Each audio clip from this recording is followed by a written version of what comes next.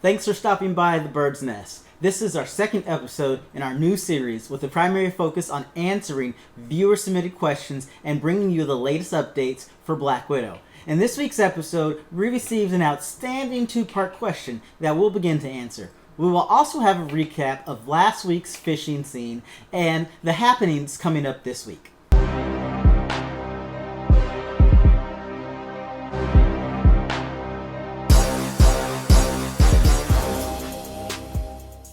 Welcome back to Black Widow Fishing. I'm Bryce. If you're new here, we cover all things fishing, from products and services that can improve your skill or enjoyment of the sport, to current news coming out of the fishing industry. If this sounds like something that interests you, please hit that subscribe button, as that really helps the channel out. Let's jump right into our two-part question. Mike states, I have been fishing most of my life and just recently discovered kayak fishing, which I didn't know was a thing. What is a good beginner kayak for fishing in tournaments, and how does one get involved in kayak fishing tournaments? Well, Mike, you've come to the right place for answers, and I appreciate these questions. Often, as manly men, we are intimidated to ask questions that we believe are basic, or someone should know. But that couldn't be further from the truth, especially when looking to get into a new version of your hobby or looking to start a new career. Often, the basic question what we really need before looking at a deeper dive and getting more advanced aspects of that question. So let's get your questions answered. When someone asks me about what a good first fishing kayak is, my immediate response is always the kayak you either have or the one you can afford. But of course, no one wants to hear that as an answer. However, your set of circumstances and budget will ultimately decide what kayak you can and should get. The two main types of kayaks are sit-in, where you are inside the kayak, or sit on top, where, you guessed it, you're sitting on top of the kayak. Then, of course, there are several variations based on those two types of kayaks you can get.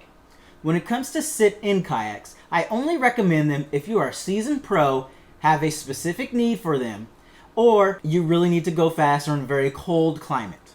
I do not feel they are your best option for tournament fishing.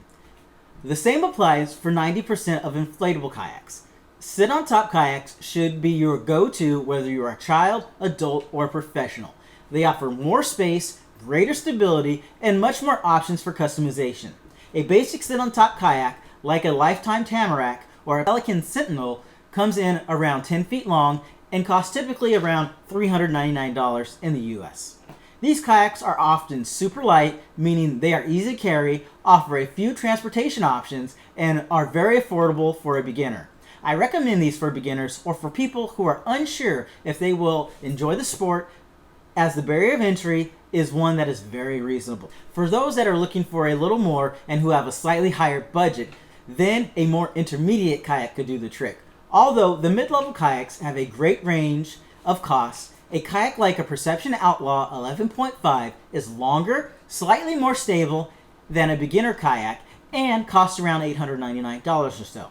At the upper end of that range would be something like an Old Town Sportsman PDL 120, which is 12 feet and costs around $2,499. This kayak gets you into the realm of pedal kayaks, which frees up your hands mostly. These will be slightly heavier, come with more features, and you really start to get into a platform that is more geared towards the tournament angler.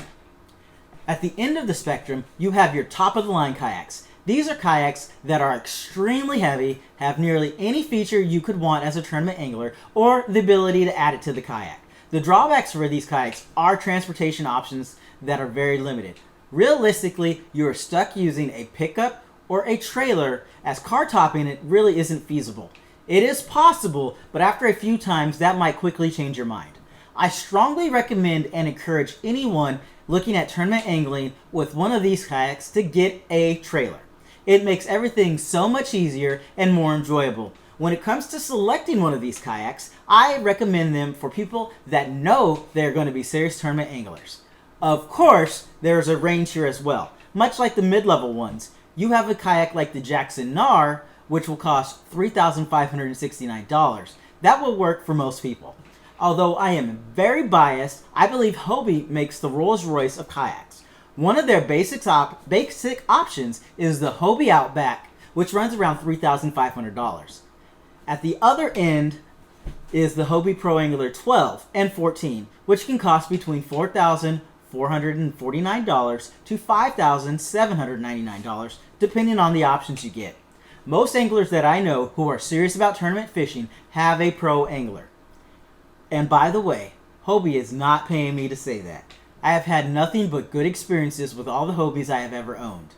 Let me know in the comments what kayak you would like to know more specific information about. Now, when it comes to partaking in kayak fishing tournaments, it can get a little muddied on what is what at first, but with a little patience, you can understand easily. Most kayak fishing tournaments are referred to as what is CPR, which stands for Catch, Photo, and Release. As I rarely do any other type of tournaments in the kayak, we will only focus on CPR, which has two formats. Regardless of what format you want to do, you will require a measuring board. Nearly every tournament out there only accepts catch board as their official boards, and the other ones are just not acceptable. You will have the option of doing an online tournament or a trail style tournament. An online tournament means that you can fish anywhere within the stated boundaries or types of bodies of water, and people generally can be located anywhere in the country. Depending on the organization, they can run for an entire month or they can run for a few days. KBF, or Kayak Bass Fishing, operates probably the most populous month-long tournaments. KBBT, or the Kayak Bass Bracket Tour, has a bracket and a head-to-head style tournament that runs over a few weekends. This is a very interesting take on fishing tournaments. For both of those options, you must have a membership with varying membership levels, and then you must register for the tournament and pay the fee to participate. For trail events, these tournaments are more like traditional style tournaments where everyone normally fishes the same body of water within the same period of time. These tournaments are still often CPR. KBF runs several different types of trail events, which is downright confusing on which level is which, plus they have affiliate clubs that run events for them as well. In my area, Yakabas is one such club. These tournaments offer a pathway to KBF marquee events like the National Championships or the 10. On the other side of things, you have organizations like California Bass Nation Kayak, which is a Bassmasters affiliated club that has a pathway to the Bassmasters Kayak Classic. That's a tongue twister. Similarly, Wild West Bass Trail Kayak offers a pathway to KPT or the Kayak Pro Tour. For these events, you'll require a yearly membership plus the tournament fees, in addition to lodging or other fees depending on where the tournament is located. Regardless of the type of tournament you choose to participate in, you will often be using the TourneyX app or the Fishing Chaos app. There is so much more we can discuss about fishing tournaments that I will break down each type of tournament in more detail and the related apps in subsequent episodes of Bird's Nest. Last week, many kayak clubs were flipped into turmoil as California Department of Fish and Wildlife suddenly and inexplicably revoked previous issued permits to many bodies of water around the state, to include Clearlake, which is the premier lake for numerous clubs this time of year. While there is still no definitive answer as to why this happened, the toxic algae and concerns over the fishery were cited. Nonetheless, it is my understanding that nearly all the revoked permits were either amended to single-day events or restored as single-day events, with the warning that next year less permits will be issued for events. So we'll wait with bated breath to see what happens next year and what effects that will have on clubs and anglers. Coming up this week is the state championships for California Bass Nation Kayak, which is conducting a joint event with Wild West Bass Trail Kayak Tournament of Champions. Both tournaments will be held at Clearlake and feature the top 50 anglers from each series season standings. There will be a lot on the line for both tournaments. For California Bass Nation Kayak, the top 5 finishers will punch their ticket to the National Championships in 2023.